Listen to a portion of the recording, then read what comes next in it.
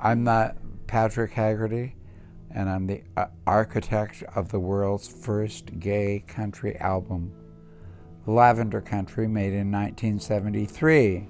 It's full-on gay, it's heartful, it's radical, it's Marxist, it's touching and gutsy, and tells the truth about what was going on at that time.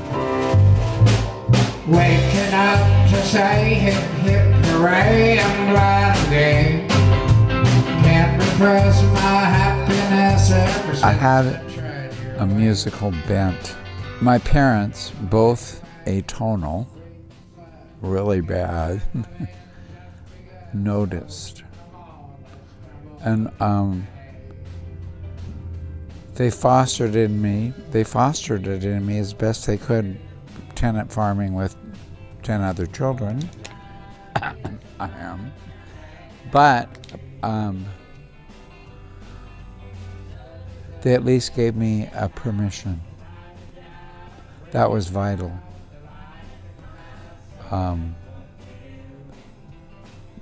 They didn't put me down for trying to do music. I grew up 100 miles out of Seattle and 2 ferry rides in a beautiful place called the Olympic National Park, but that's where my folks tenant farmed. And in the 50s, that's what was on the radio. That's what I grew up on. I really did grow up like Dolly and Loretta. I really did, honest. Maybe worse.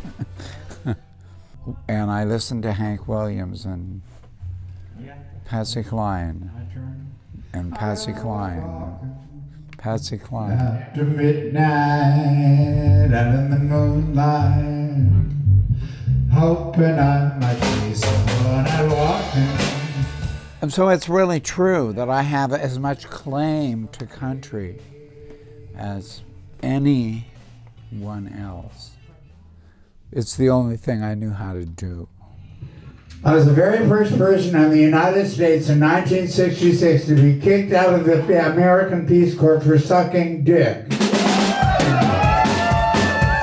Yes, it's my tiara. I've been wearing it for 50 years. No one stepped forward to claim the prize yet. It's my prize. I was appreciative of that experience in the end because I went into the Peace Corps a petty bourgeois aspirant, centrist, sappy Democrat. And I came out of that experience a screaming Marxist bitch, right?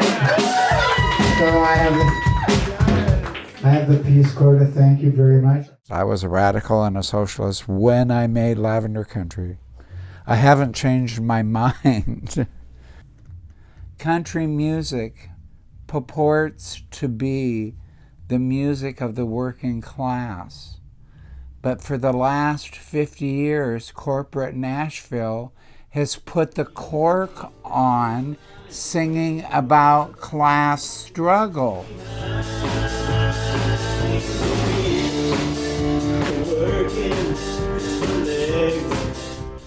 Why am I being rushed by really, really competent country musicians wherever I go? What do I have to do to play with you? I want to play with Lavender Country over and over and over and over. How come I'm being rushed? Because all these people agree with me politically. That's why. It's not true that country musicians are bigots. They're not. They're very progressive-minded, open-minded, artistic, open to black culture, open to gay culture folks. That's who they are. Anybody in America in 2019 knows that black people are the backbone of Americana music.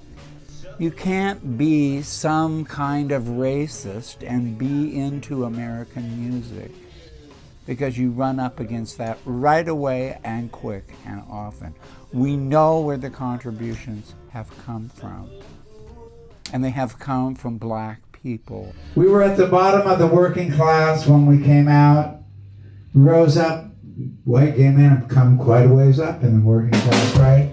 Now we have immigrants and trans folks who are at the bottom of the working class.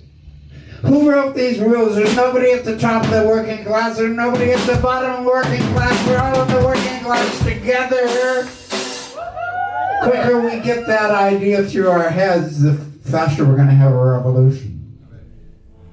The quality and depth of commitment and expression among the radicals in the red places, the radicals who are surrounded by a sea of reactionary tide, they're very well developed in their minds, way further advanced than you think they're going to be, because if they're like in Davenport, Iowa, I met the most amazing people in Davenport, Iowa. Really sharp, really developed politically, really committed, really sincere activists, really with their handle on the grip of the task before them and what they have to do, because they're surrounded by it and they have to react to it. It's pressing in on them harder. So they're better radicals. They're more steel, they're more committed, they're more active, they're more involved, their minds are sharper than they are in some places like Seattle and San Francisco.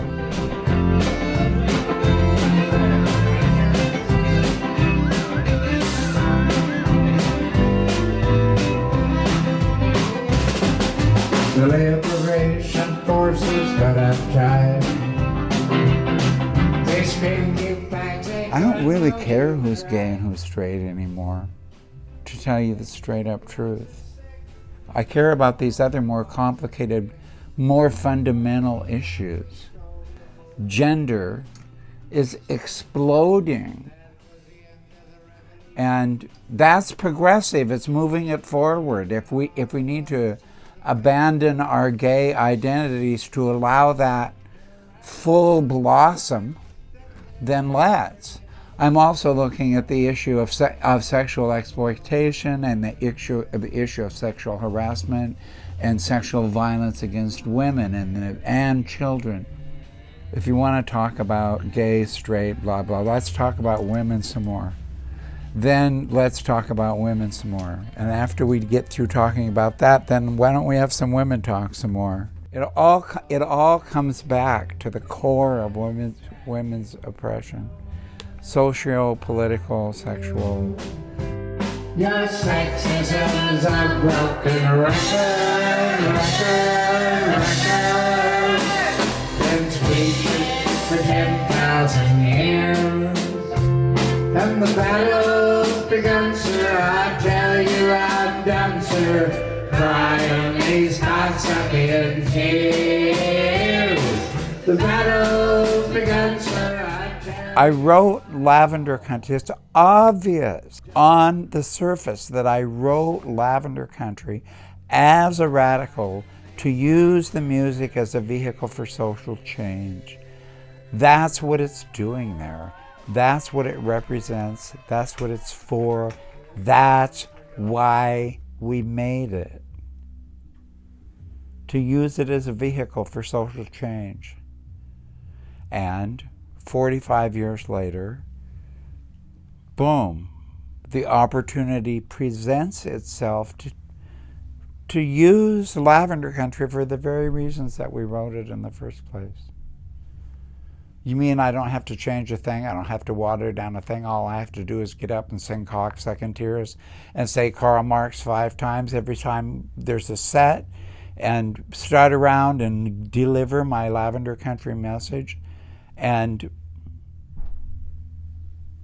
get to do that actively as radical and as socialist as it was the day I wrote it, with no compromises. And you want me to do that and to some extent like glorify it and extend it into the larger community? You want me to do that activity now? fuck yeah. Where is the stage?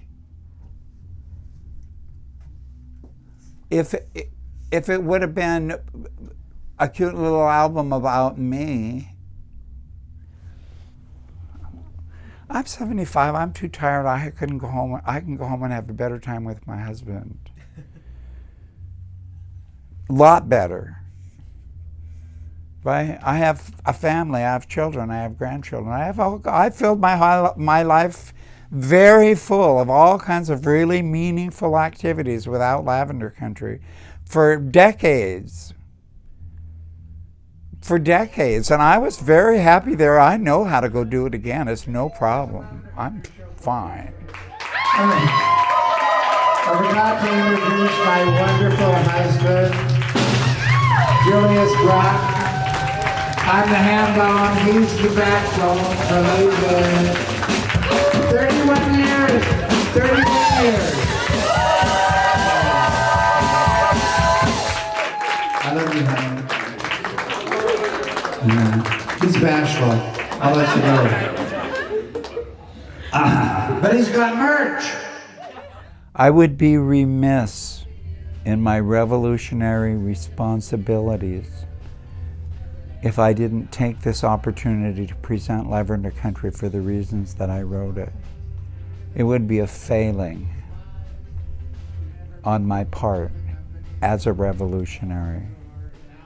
And it's way past anything that I ever dreamt was going to be possible, and it is possible, and I'm living it, and it's just astonishing beyond belief.